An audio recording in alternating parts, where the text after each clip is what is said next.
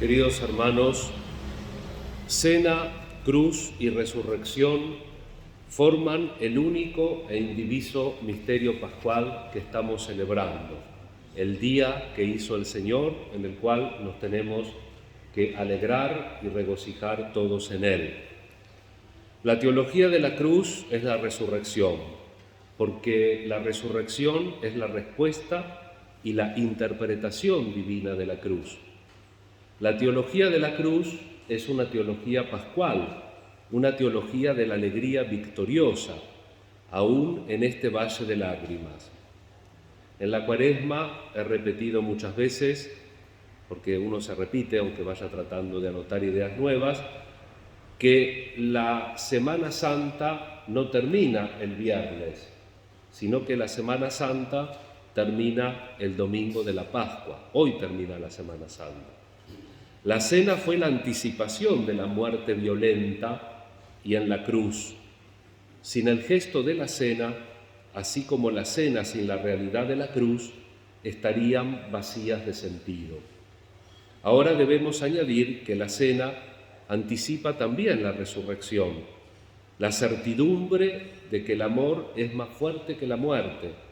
Este acto de amor que llega hasta el extremo es la transustanciación de la muerte, su radical transformación, la fuerza de la resurrección presente ya en las tinieblas de la muerte. El triduo pascual, cena, cruz y resurrección. La cena sin la cruz y la cruz sin la cena carecerían de sentido, pero ambas serían una esperanza fracasada sin la resurrección.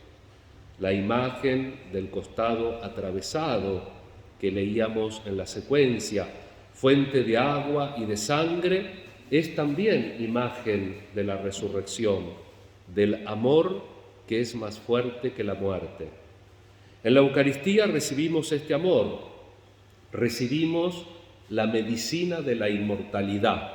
Ahora se habla mucho de la vacuna, que como toda vacuna protege y aminora, pero seguimos con los riesgos, ¿no es cierto? Pero tenemos el fármaco de la inmortalidad, y el fármaco de la inmortalidad es la Eucaristía, la medicina del amor. La Eucaristía nos conduce a la fuente de la verdadera vida, de la vida invencible, y nos descubre dónde y cómo se encuentra la vida verdadera. No en las riquezas, no en las posesiones, no en el tener. Solo quienes siguen los pasos de Cristo cargado con la cruz se hallan en el camino de la verdadera vida. Añadamos a estos pensamientos bíblicos una reflexión antropológica. Ser hombre significa ir al encuentro de la muerte. Ser hombre, varón y mujer, obviamente, significa tener que morir, ser una realidad herida por la contradicción. Biológicamente hablando, es natural y necesario morir, pero en esa vida biológica se abre un centro espiritual que aspira a la eternidad. Fíjense que la gente no se quiere morir, aunque biológicamente en la muerte es lo más cierto que hay. Como también hay gente que, como ahora se vive más, gracias a Dios, con más años, hay gente que se resiste a las consecuencias lógicas de vivir más tiempo. Si, me duele la espalda, me duele la rodilla, me duele esto, me duele lo otro, no me pude levantar, la ciática que me dieron... ¿Cuántos años tiene? 84. Y algo te tiene que doler, es señal de que estás vivo, bendito sea Dios. Algo tiene que doler, obviamente. Entonces, nos duele todo y queremos que no nos duela. Tenemos que morir y no queremos morir. Es una especie de contradicción, biológicamente hablando, pero también desde nuestra limitación seguimos aspirando a la eternidad. Y desde este punto de vista, la muerte no es un hecho natural, sino un absurdo, porque Dios nos creó para la vida, porque significa expulsión de la esfera del amor, la muerte, porque la muerte, si la entendemos sin fe, es la privación de comunicación, es la reducción a la nada, destrucción de una comunicación que es el anhelo de la eternidad. En este mundo vivir significa morir. Decir que el Hijo de Dios se ha hecho hombre significa, pues, que también Él ha ido al encuentro de la muerte. La contradicción propia de la muerte del hombre asume en Jesús su máxima exasperación. En Él, que se halla enteramente inmerso en la comunión con el Padre, la absoluta soledad de la muerte se hace del todo incomprensible.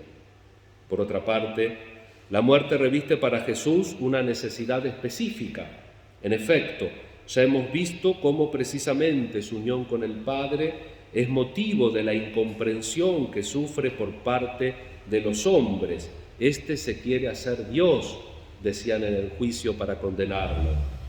Es el motivo de su soledad en medio del ir y venir de su vida pública. La ejecución capital es la consecuencia última de esta incomprensión, del rechazo del incomprendido empujado a la zona del silencio.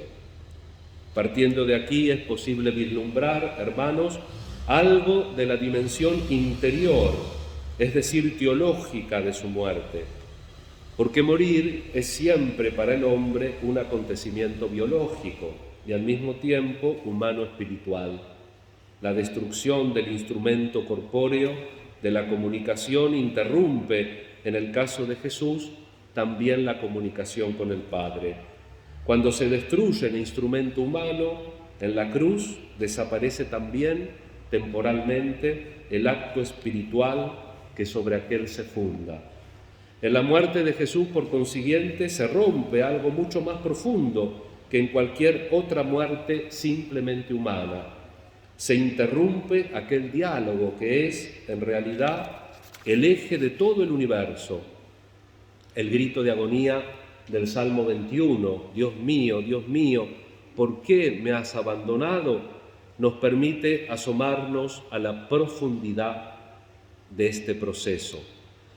Pero como este diálogo hace de Jesús un ser absolutamente singular y motiva el carácter particular de su muerte, en él está ya presente la resurrección, aún velada por la sombra de la muerte. Y puesto que el diálogo con el Padre es el fundamento sobre el que se asienta también el ser humano de Jesús, su humanidad se halla inmersa en el mismo intercambio trinitario del amor eterno. Siendo esto así, esta humanidad no puede desaparecer, se halla cimentada sobre la roca del amor eterno, resurge necesariamente más allá del umbral de la muerte y asume de nuevo su plenitud humana, la indivisible unidad de alma y cuerpo. La resurrección nos revela lo que realmente significa el artículo decisivo de nuestra fe: se hizo hombre. A su luz sabemos que es para siempre verdad que Él es hombre. Lo será eternamente y a través de Él la humanidad ha sido introducida en la naturaleza misma de Dios. Este es el fruto de su muerte. Nosotros existimos en Dios. Dios es el totalmente otro y al mismo tiempo el no otro. Jesús, muriendo, resucita y resucita su cuerpo, pero no como el de Lázaro, que luego tiene que volver a morir, sino que resucita y vuelve a su lugar en Dios, y por tanto también nuestra naturaleza humana está junto a Dios para que cuando emprendamos el camino de lo biológicamente extinto, no nos perdamos y lleguemos de su mano al Padre. Cuando unidos a Jesús decimos Padre, lo decimos en Dios mismo. Esta es la esperanza del hombre, la alegría cristiana, el Evangelio. El hombre, este ser absurdo, ha superado el absurdo.